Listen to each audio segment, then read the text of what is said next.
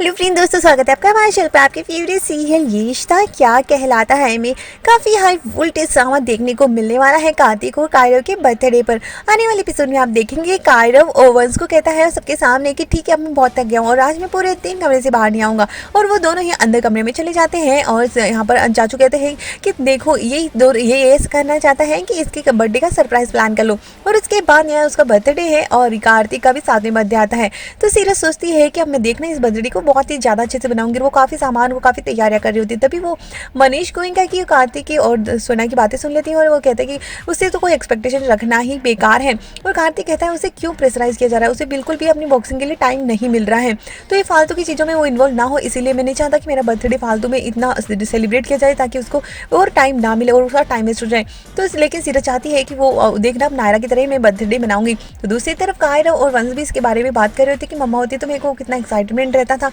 और कायरव को भी लगता है कि ये वो सब कुछ डिस्कस करता है कि क्या क्या करती थी। तो सीरत सोचती है कि अब मैं देखना मैं भी इस बर्थडे को काफी अच्छे से मनाऊंगी। और वो कायरव से भी सजेशंस लेती है कि वो कार्तिक के लिए कितना अच्छे से स्पेशल से नायरा कुछ स्पेशल करती थी और वो भी उसकी हेल्प करती है।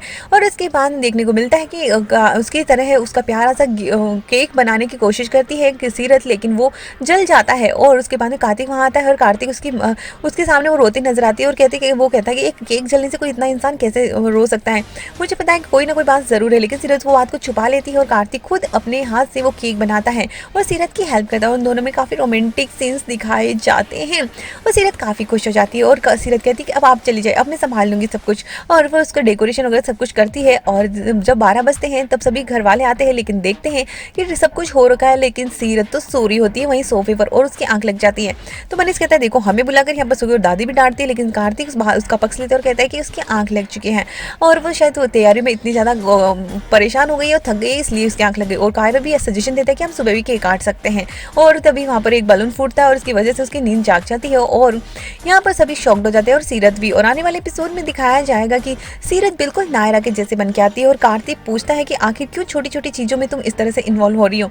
और उन दोनों के बीच में झगड़ा हो जाता है और इसी बात पर सीरत कहती है कि क्योंकि मैं नायरा जिस जैसे बनने चाहती हूँ। और ये सुनकर सब घर वालों के होश उड़ जाते हैं कि बार बार उसे यही हिट किया जा रहा था उसके दिमाग में कि सब नायरा से कंपेयर कर रहे थे। अब वो कार्तिक सबको सामने ही कह देता है कि ये बिल्कुल भी कोई भी नायरा जैसी चीज़ें यहाँ पर नहीं होगी। सीरत है, नायरा नायरा थी। एक सीरत हो जाने से सेम उसकी शक्लें सेम हो जाने से आप सारी एक्सपेक्टेशन नायरा जैसे इससे ना लगाएं, क्योंकि इसका और भी प्रोफेशन भी है और ये सारी हर इंसान अलग होता है।